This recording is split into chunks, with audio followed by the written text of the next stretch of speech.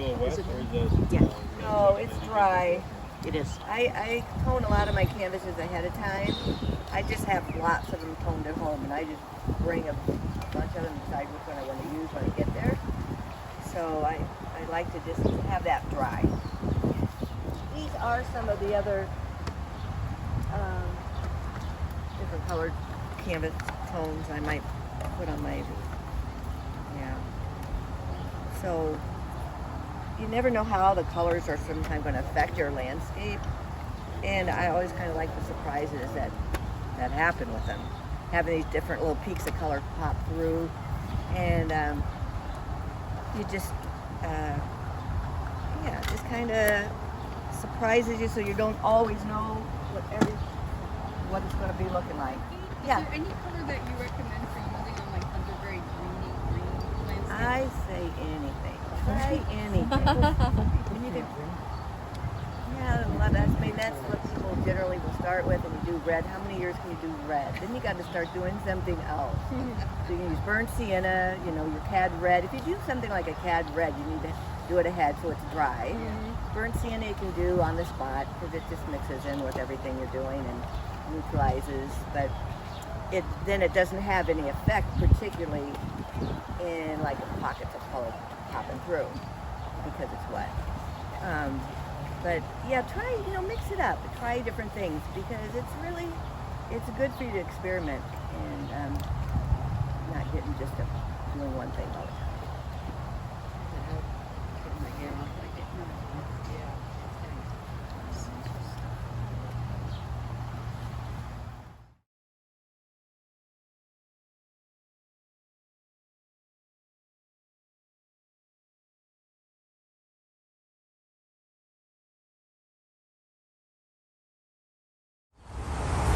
See if that's, yeah.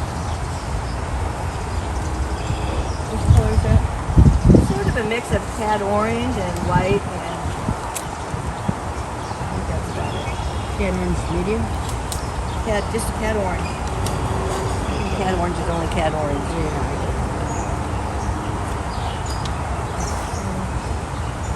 Now there are other big pieces of color.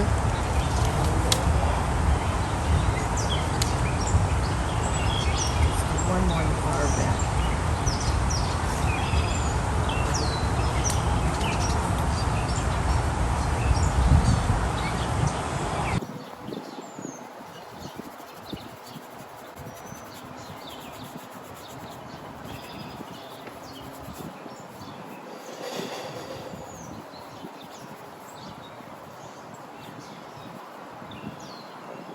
The bridge, under the bridge. God, there's a lot of pieces tracking. So, but there's lots of, you know, darker tones behind this bridge and back beyond it, under it. And so you got to have enough neutral colors back there so that the bright lights will show up and it'll feel like you got some distance underneath. Just, I'm pushing in what's on my brush, just cleaning it off basically and getting a darker sort of neutral value.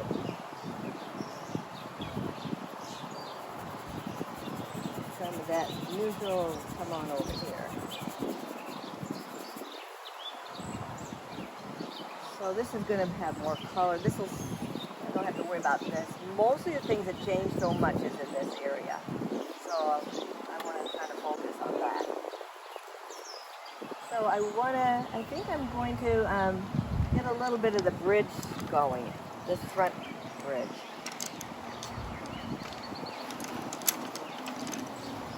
Just to keep me on track. I'm going to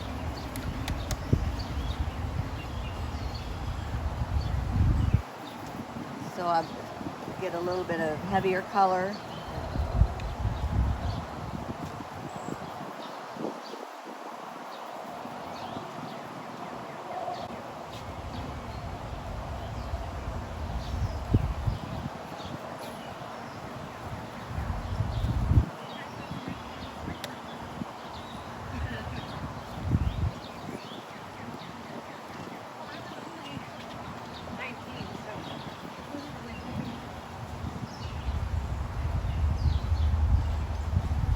little edging.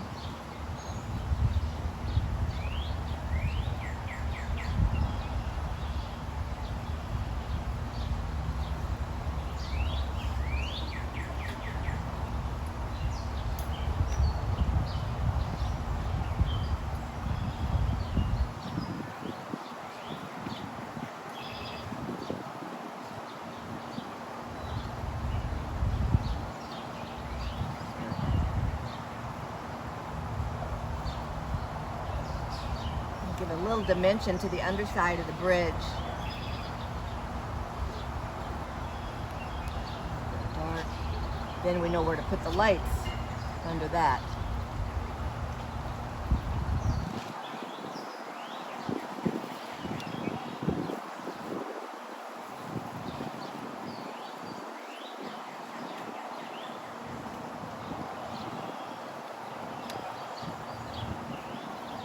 And so, you know, when you have something like this with the bridge that's got all these colors coming through it and interruptions with, I don't know what those boards are and some of the seating areas or whatever, you don't have to do all of that stuff.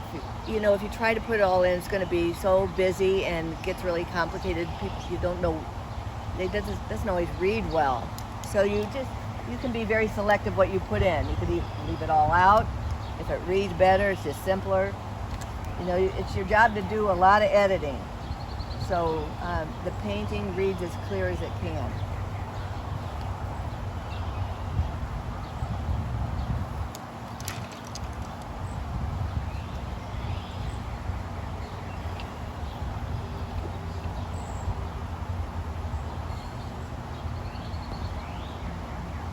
Almost use this light to space between the posts that are under there.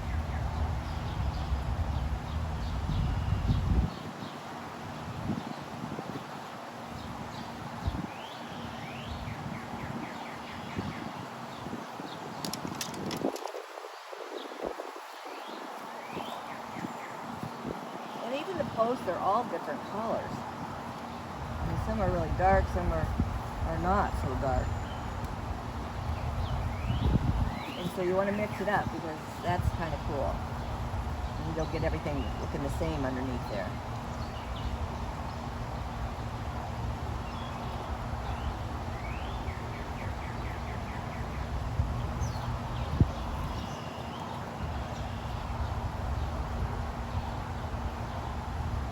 Then we have structures. Take a little more time.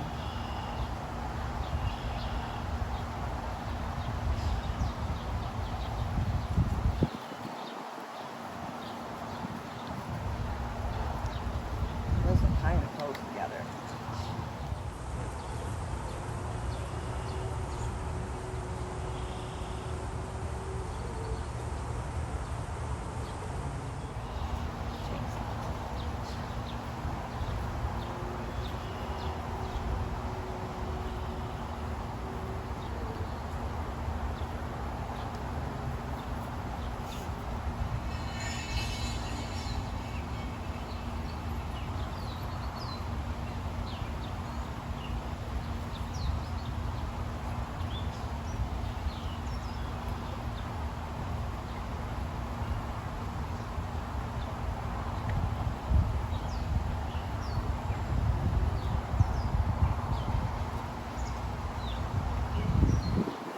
You guys painted out here before?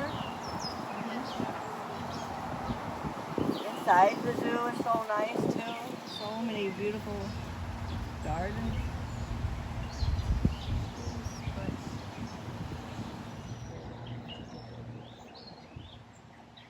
I like this other little piece of grassy land. I don't know if I'll get that.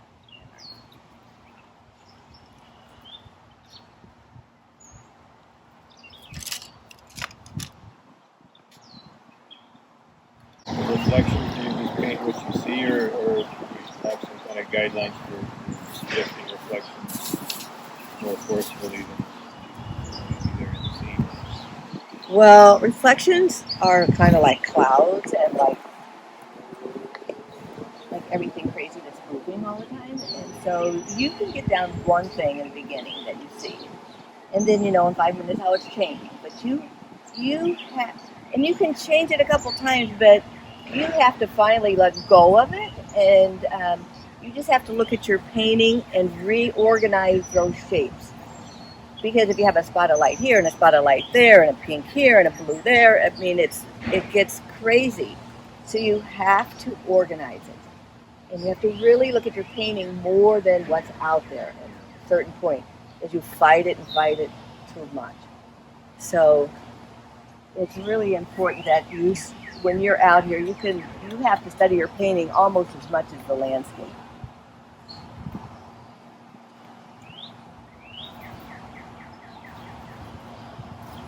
I'm just going back up a little bit because we want to get a little bit more darks established at the top.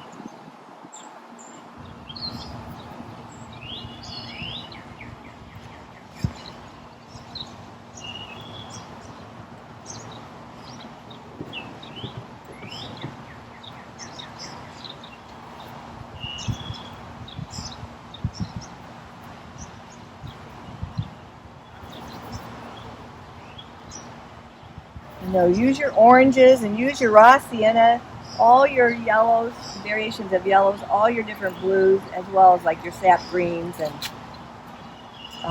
to get the variations you need in this greenery. People have a hard time mixing and getting enough of the flavors, but you got to be sure you're using all your colors. Have a full palette out and really use them.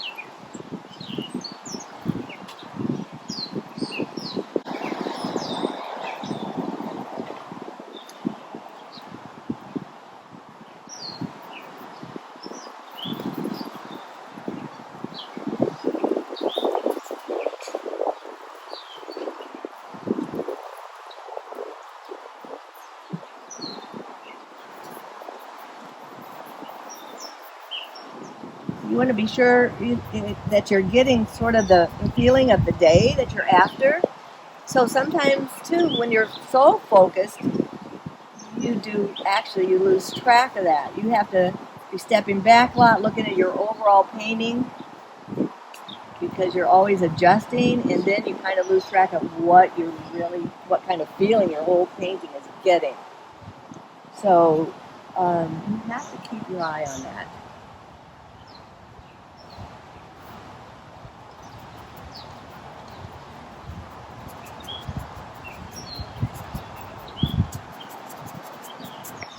So I'm not doing any heavy commitment on the water, but just getting some different tones here and there.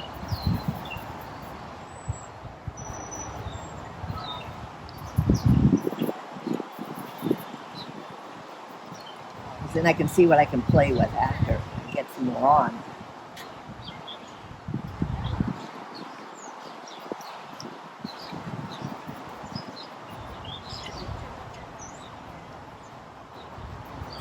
Light in the sky.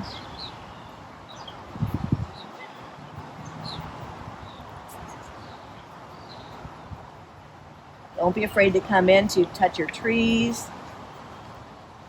And you want that interaction, so you get some soft edges on those things.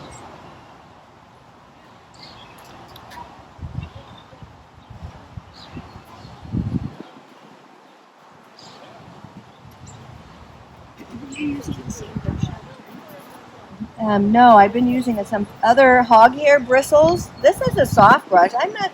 I don't use a soft brush very often, but I learned something interesting. I just got back from painting out the Adirondacks with the Eric Rhodes plein air group, and it was a week out there, and we met lots of people, and I learned a few things about brushes, and I was really struggling with getting my darks to stick on there dark enough, and I went down. I saw this guy painting, and he was painting a similar scene, but I was looking at his darks, and I'm like, wow, like they were so rich and so strong. I'm like, how are you getting your dark to stay like that?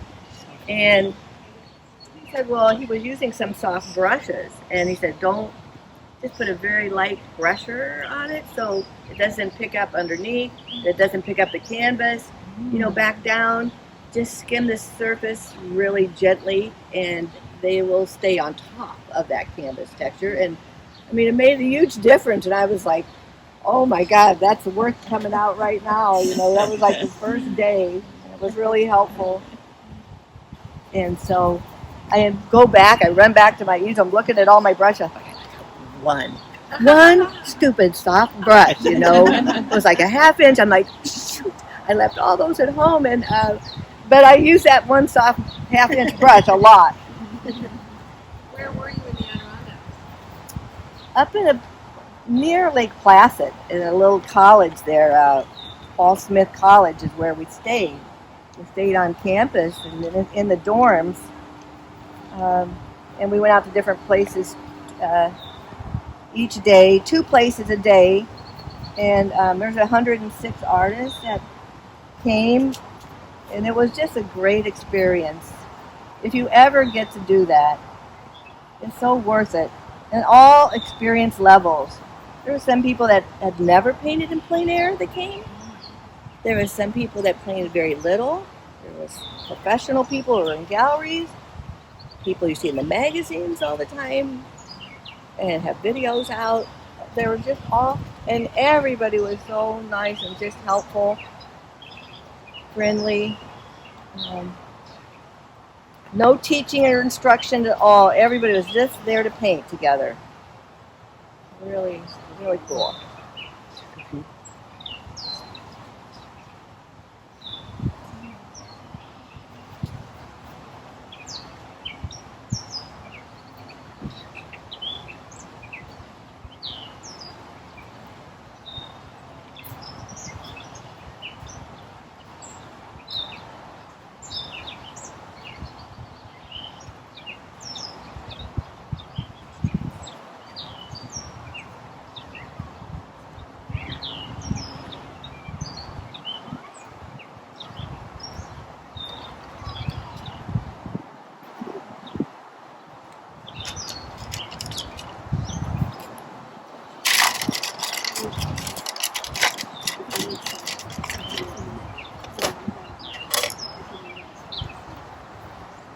So if I want to lay on paint kind of thicker, I'll definitely use my hog hair brushes and blocking in quickly with the hog hair because they just really push that paint around much better.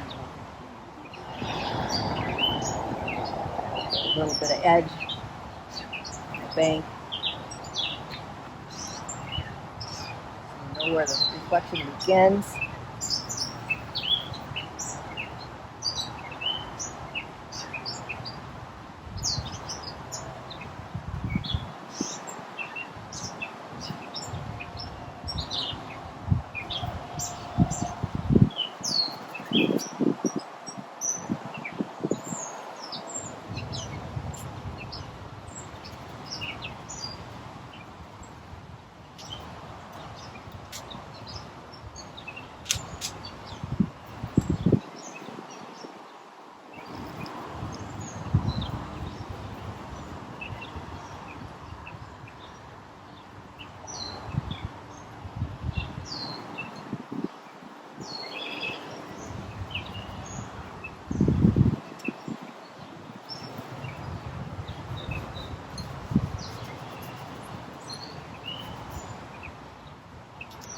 Keep it, kind of in this I keep it in this abstract-y little format for a while until I get a lot of my color notes where I want them. And then I'll go back and start getting on a little thicker layer of paint once I've established enough of that.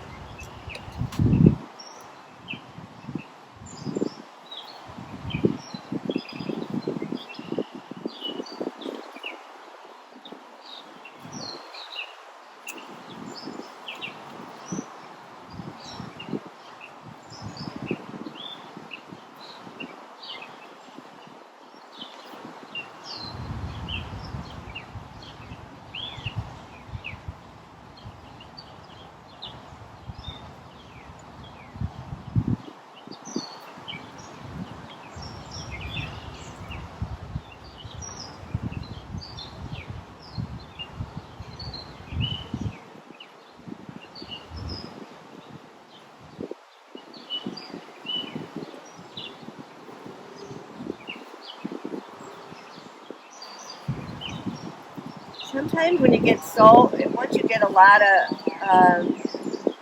of marks on there, it's like sometimes you can feel kind of like there's just like you don't know if it's going to happen or if it's going to take place. You're going to get something together. So you finally have to just like go to one place, one little area, and start working some detail in, refining, getting a few little pieces that make something look like something, and then you feel better, because otherwise it's like, you're just kind of all over. But you just got to get one thing that you like, finally. Just stay with it. And then the rest, then you have confidence the rest will happen. I think we all go through that stage of it. It starts fresh. I mean, that bit is not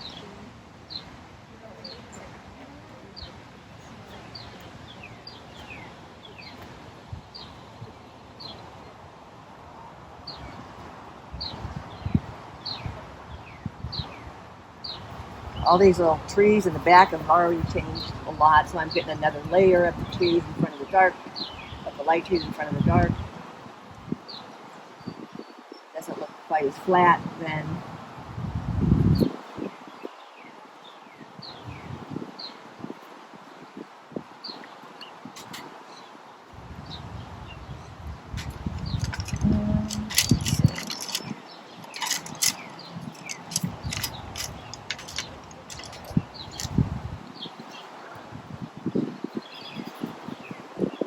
So I'm kind of just thinking about that bridge. If I want to make any marks in this bridge to make it feel more like a bridge. There's so many ways of making marks. If you want to scratch them out, paint them in, use a tool. But I don't want to mess around with it too much. So many places to go.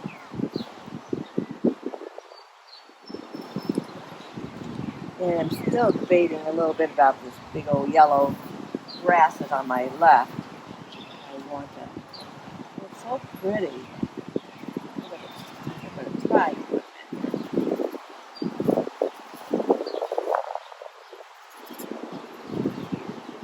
It's a big contrast, so let's see. Okay. Sometimes you just have to compare what you have it in there with and what's getting the attention you want.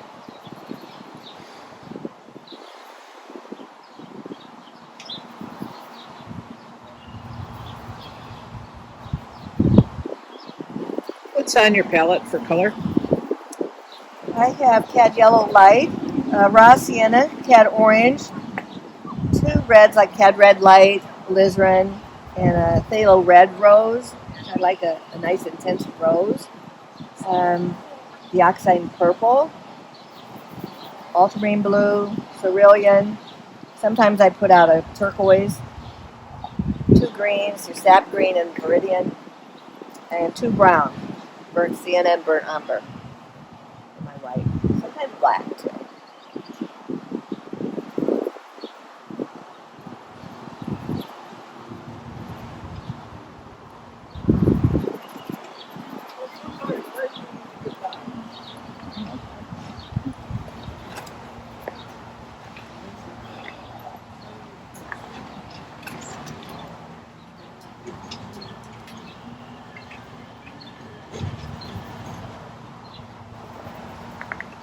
mighty big vehicle we have out here.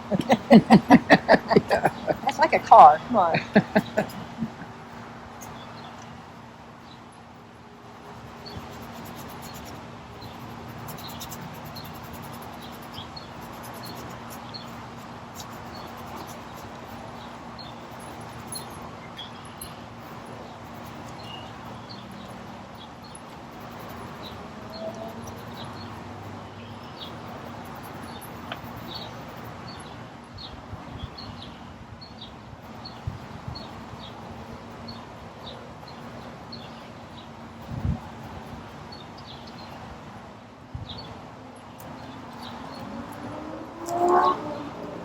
So I just about have most of the pieces.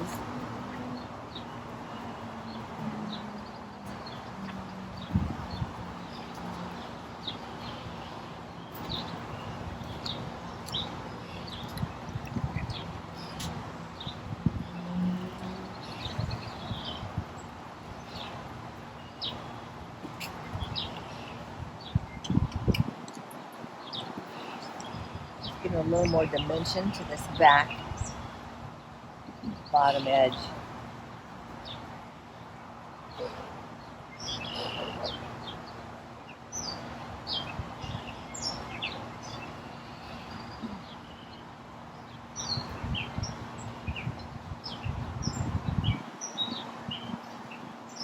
What did you decide on this scene? Well, it was really hard to decide, actually, because I had my heart set on doing something inside the zoo area. But, you know, I really, when I'm looking for a scene, I'm looking for a lot of good shapes and some good value. I want a good range. I want something really light and something really dark in there. And then I want some color notes. I want something that's colorful. And so in this area, there's not a lot of colorful things, except if you're going into a flower cluster. And so sometimes that makes me exaggerate some of the colors out there to get something a little bit more. So there's lots of things I can exaggerate in here to get more violets. I can exaggerate the colors in these light pieces of ground with even some white flowers or just different colors of light out there. So since I am really looking for all those things, it takes me a long time to find them sometimes. I do a lot of, like I was out here last Saturday and looking all around, and I had a hard time that day to even still know what I was going to do today. And I was looking at that little waterfall over here, because I just painted so many waterfalls at the mountains. But This is nice of you to show. yeah. And there's painting waterfalls is really hard. It's a lot of focus. It's like, don't talk to me. You tend to pick longer perspectives like this, or do you vary them between longer and more wide angle views? I vary them. Yeah, I like to paint all kinds of things, so I really do mix it up. I get bored really easily, so I want to do something I haven't painted before, challenge myself.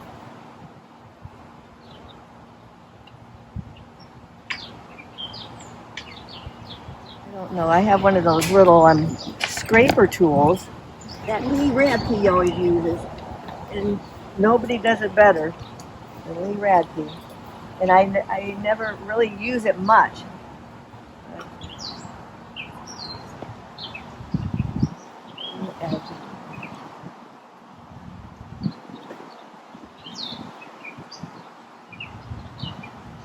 Look for some reflections.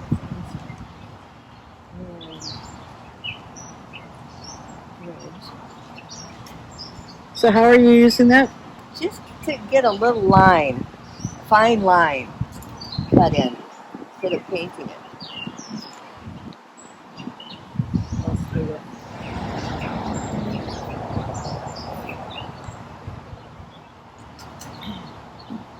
See people using really soft brushes, and I really never use them much except for finishing. Maybe if I needed a softer edge, it's just little softer touches. But otherwise, I just like the hog hair generally because they really push the paint around better. Oils, at least. Go back and reinforce a little bit of light on that bridge again. I'm keeping this light because otherwise it'd just be too gray. Everything.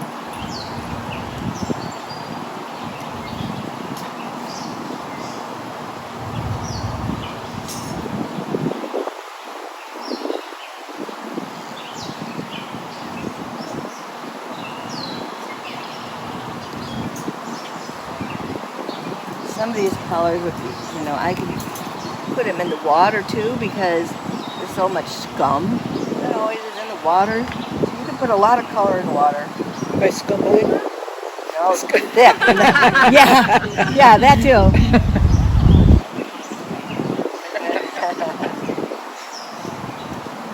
But it's another way to add some little accents, and there's always junk floating in the water.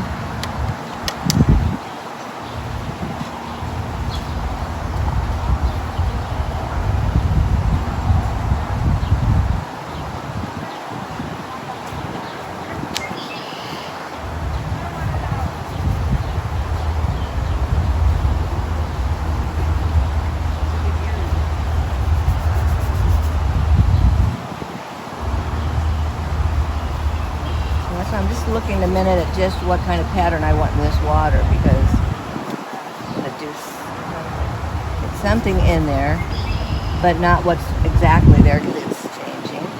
Looks like you're using a dagger now, is that right? No, this is still a filbert. Oh. It's just worn out filbert. It's just gotten twisted and crazy. But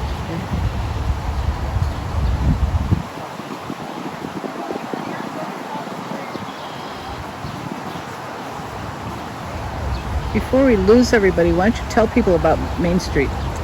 I own a little art school in downtown Lake Zurich. It's called Main Street Art Center. And we've had it for about 28 years now.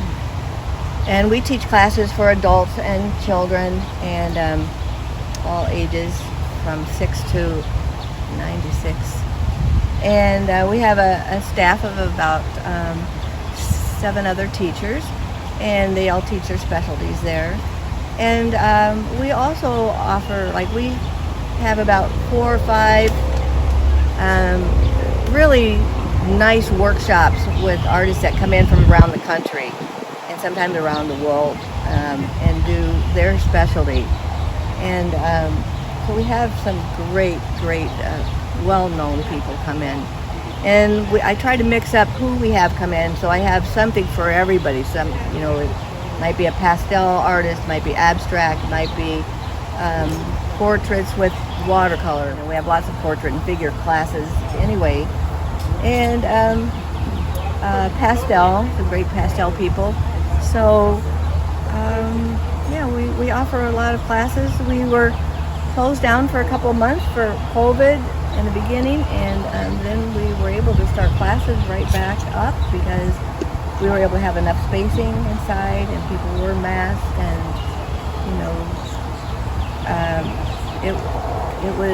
we were doing what we were supposed to do, and so we were able to still have classes. So we're pretty much back up to normal almost right now. We have about 300 students that come through weekly and through all the classes. A lot of great people. So we feel really lucky. Yeah. Laura Robb and Jeff Legg, lots of good guys. Those are so nice because people can drive. We feel like it's the best deal in town. Take a workshop at there because people can go home at night. They're not flying off somewhere to do a workshop, staying in hotels and paying the hotel fees. I mean, to get those kind of people right here, close by the city. And I know Palette and Chisel gets great people too. And but yeah, Not so many plein air. The The plein air painter Chicago needs to bring them in, but so I'm glad for you. So you get them at least once or twice a year. When they're Yeah, good guys. stuff is online. So maybe this is all you need to see if you guys are ready to go and paint, and hope you enjoyed it. Just take some time mapping it out. So we'll meet back at noon to do a critique today.